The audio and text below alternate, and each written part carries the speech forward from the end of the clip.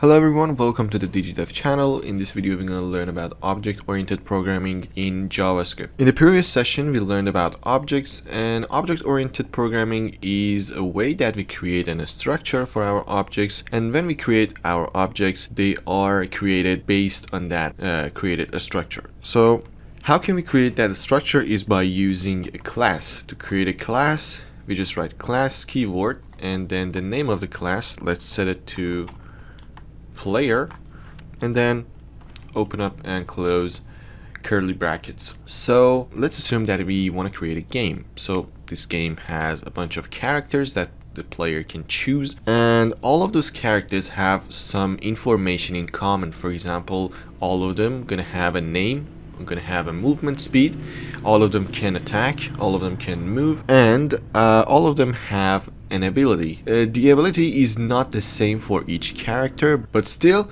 they have an ability. So the ability is not the same, but they have it. So in class, when we want to create a variable, we just say the name of the variable. We don't use the let or const keyword. So we create a variable or a parameter for our character, like name, going to be equal to, for example, John. And let's create a health.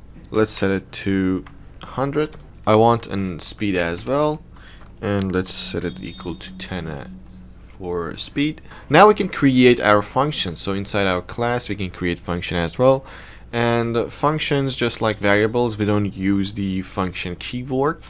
We just say the name of the function, for example attack, and then open up and close parentheses and our curly brackets. So this is the attack function. Let's just console.log whoosh. So it's a sword attack and it says whoosh each time we execute the attack. So now let's use that ability that I told you about. So we want to have an ability for each character, but what type is it? What value should I set to that ability? Because it's going to be different, and we need to determine that ability. It's going to have multiple values itself.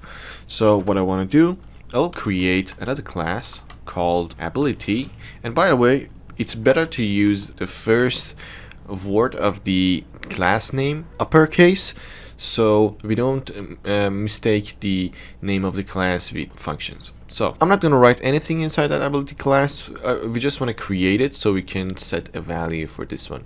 This one, you can complete it yourself. Let's set the value for that ability. We're going to create an instance of that class. For that, I'll just write new ability. This is how we can create an instance of a class. So this object is of type ability right now. You can see player.ability is of type ability. One thing, when we create a function, when it is inside of a class, we call it method, and when it is outside of a class, we call it function. There's no difference in them, but it's just the naming that help us know when it is when we hear method, we know it's inside of a class. So here now let's create an instance of that player.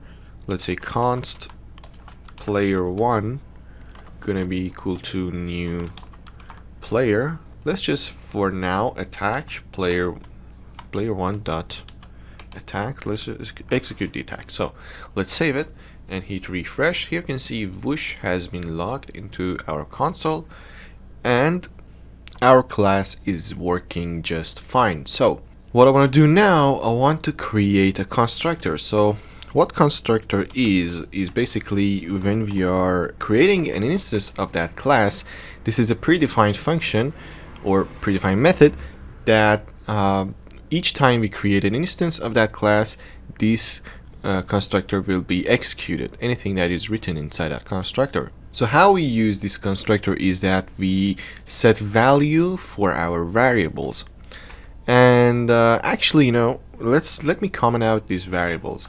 So there is a better way to create these variables publicly so we can use it all of inside our class. So we can do that by saying this dot and the name of the variable, for example name, and when I do that, I'm creating the same variable name here that I had inside my class.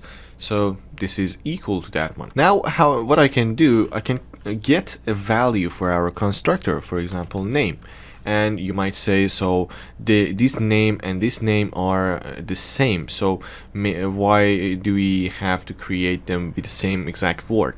And I'm gonna say that when we create a name as a parameter for our constructor, this is only gonna be accessible inside our constructor, so it is not gonna be accessible globally from our class.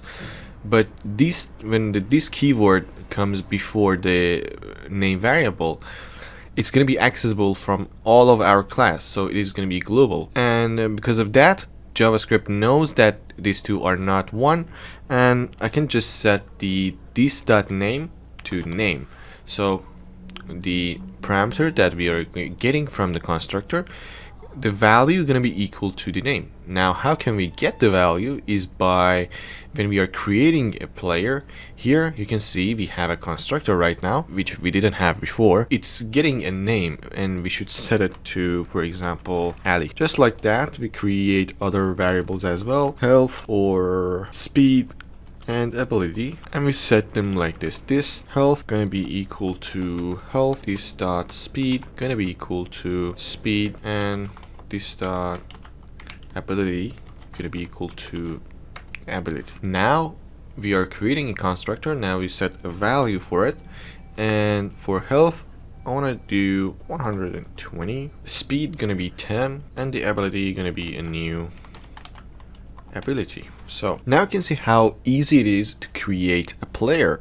So I just can copy paste it, change the name, and this is a new player. I can change the health. For example, this character gonna have 200 HP, gonna have 50 movement speed, and a new ability. It could be a different ability from the previous one, and a different name also. Let's put this John. Here is how we can create a new player. Now let's use these variables as well. Let's create another method, like for example move, and gonna get a direction. Let's just console.log you move. Let's set the direction, so you moved in that direction, and let's just set the name. So when I want to access the variables, I will use this keyword again. So we say this dot name, this dot health, this dot speed. Alright, so if I save it and hit refresh, oh, we didn't reach out to move method, so we say player one dot move, save it and hit refresh. Here you can see you moved, and this is undefined because we didn't set a value for it. Let's set a value of left. So here you can see it's saying you moved left with our name, our health, and our speed. So this is how we can work with classes, and if you're not understanding this very well, it's no problem. When you're working in a project and you see it working there, you will understand it very well. So just practice this, just write it once and go see more examples in real projects. Thank you for watching. Don't forget to like this video and subscribe to my channel so my channel can grow and you can help me that way. Thank you. Bye bye.